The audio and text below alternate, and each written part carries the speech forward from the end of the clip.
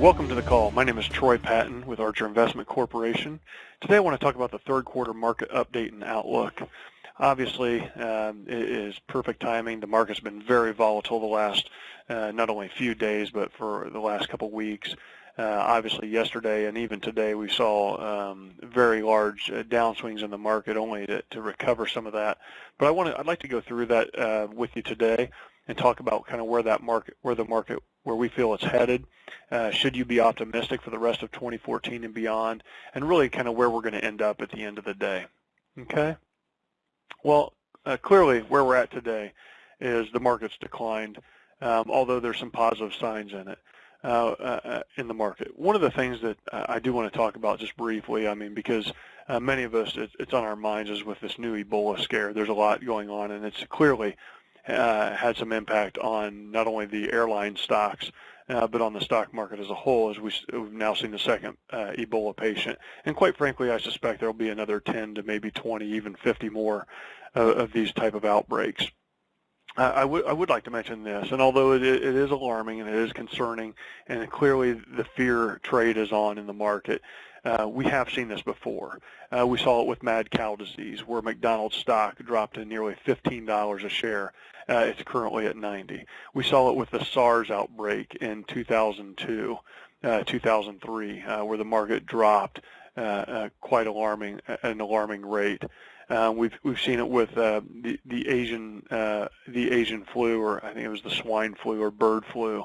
And it goes on and on and on. There's a lot of these things. We could throw in the Vietnam era. We can throw in the tech bubble of 2000, the Great Recession of 2008 and 9. Again and again and again, we have things, unfortunately, that do come up. They impact the market. They scare the heck out of all of us, obviously.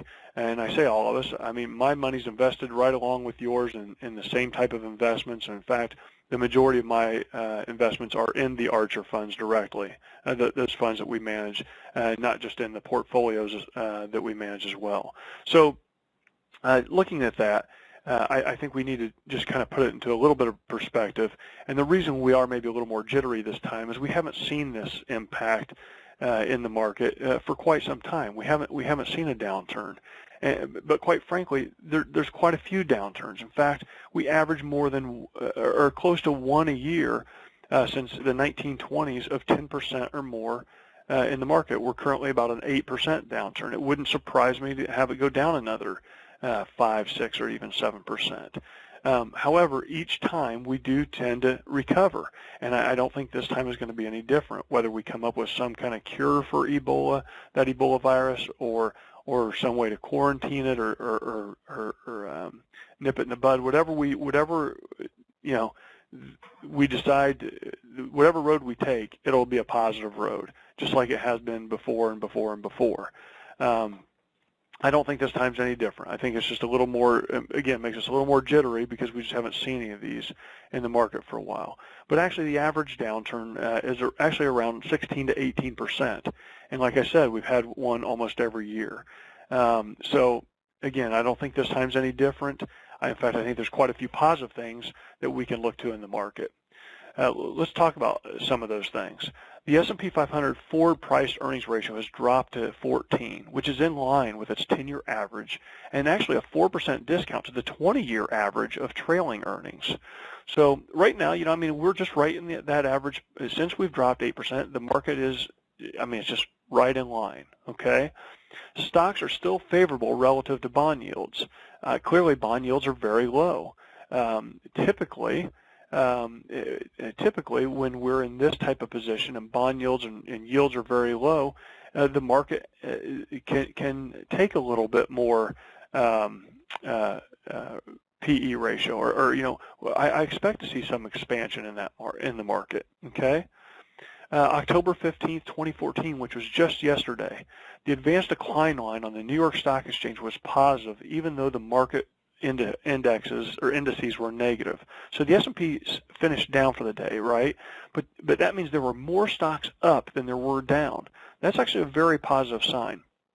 It doesn't mean we're out of the woods. In fact, it may mean that maybe we're base building a bit here, and hopefully, we're getting a little meat on our bones here and trying to find some kind of common ground, where we can start base building from there.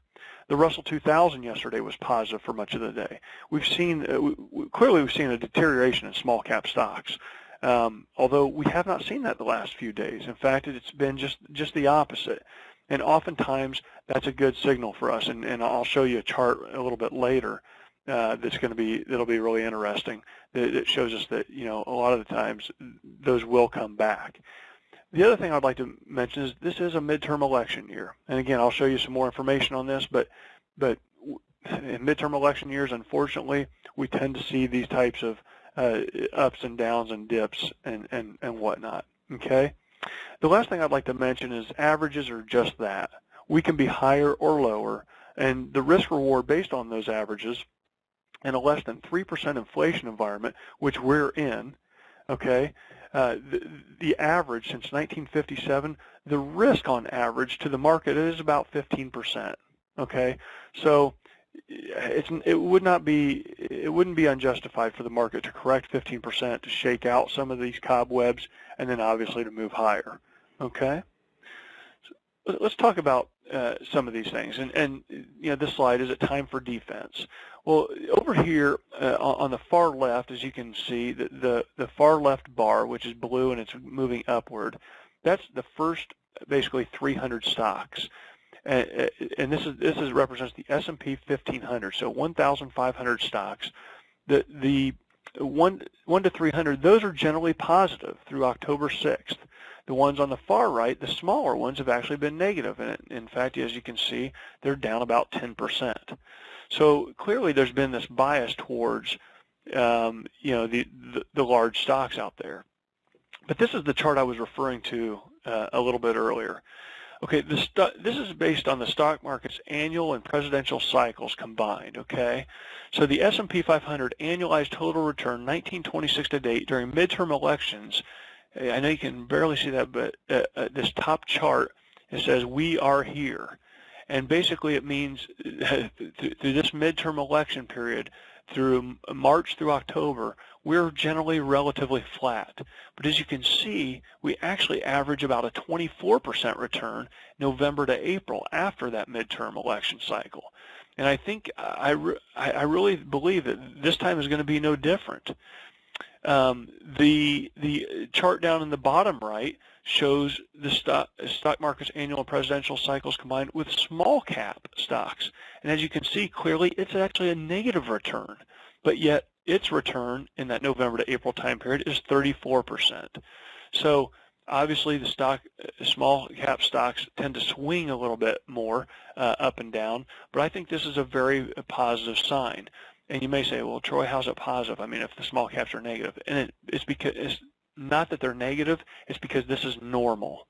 I mean, if it was something other than normal during this period of time, unfortunately, the month of Halloween, we tend to see a little bit more volatility in stocks in October, up and down. Okay?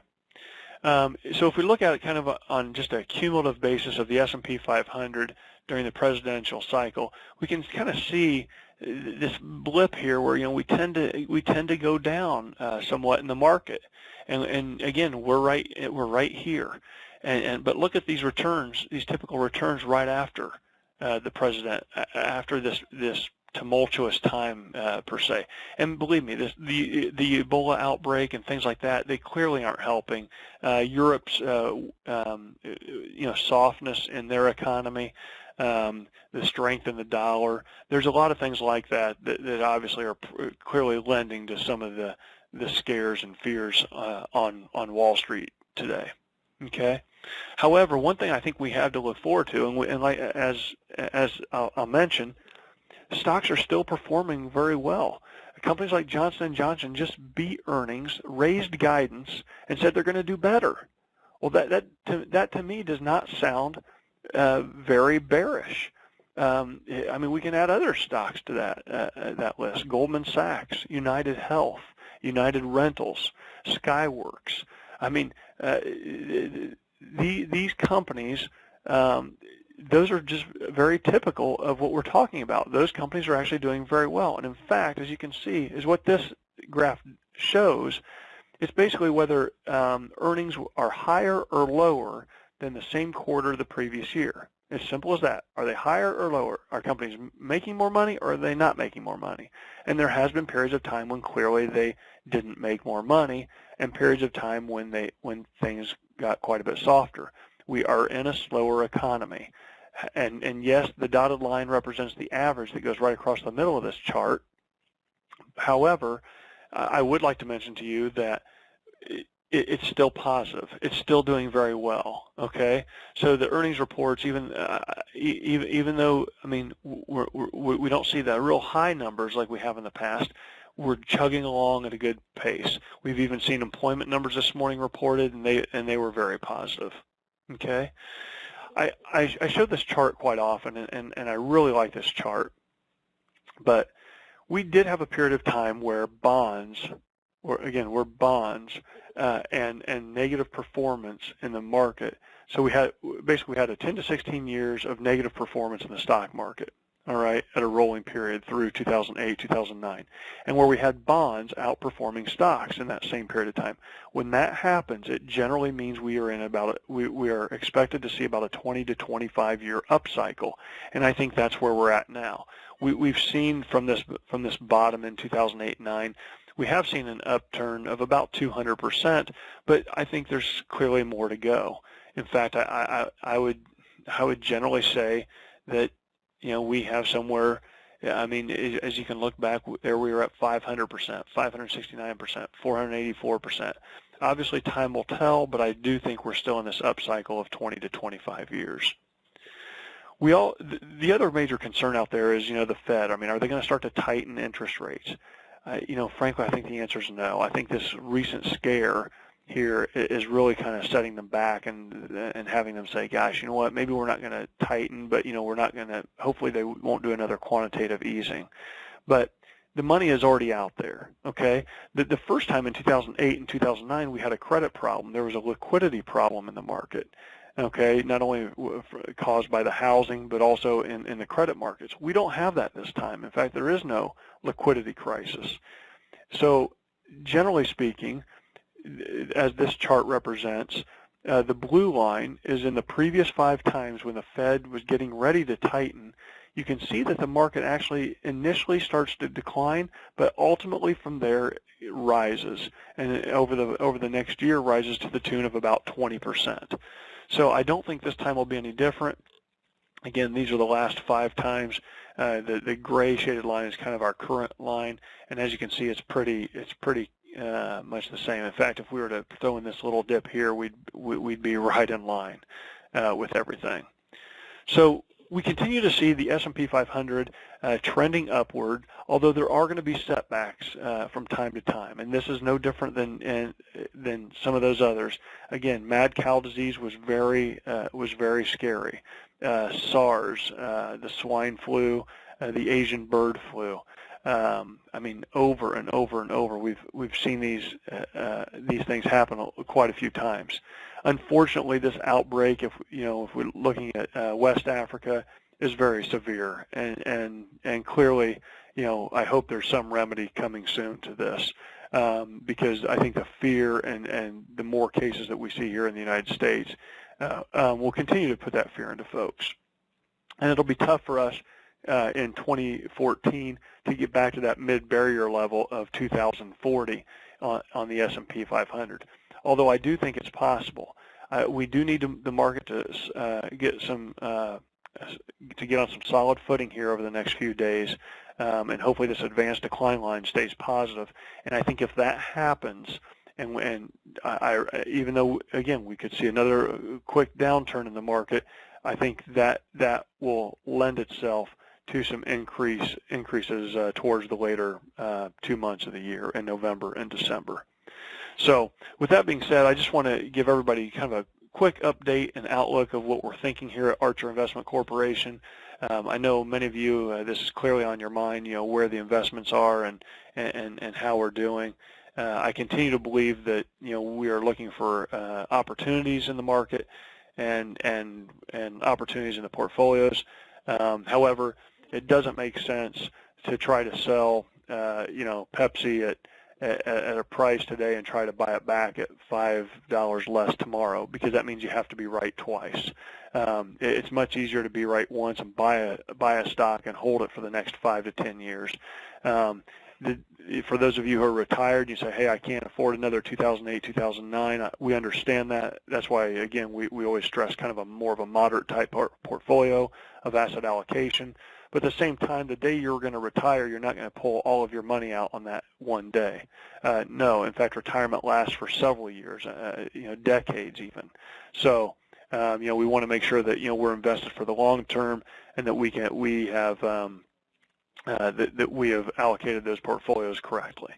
So, with that being said, I appreciate everybody's time today. I know this is really brief, but I wanted it to be quick. And if anybody ever has any questions, feel free to contact not only your advisor locally, but you're more than welcome to contact us if you have any additional questions. Thank you, and have a good day. Bye.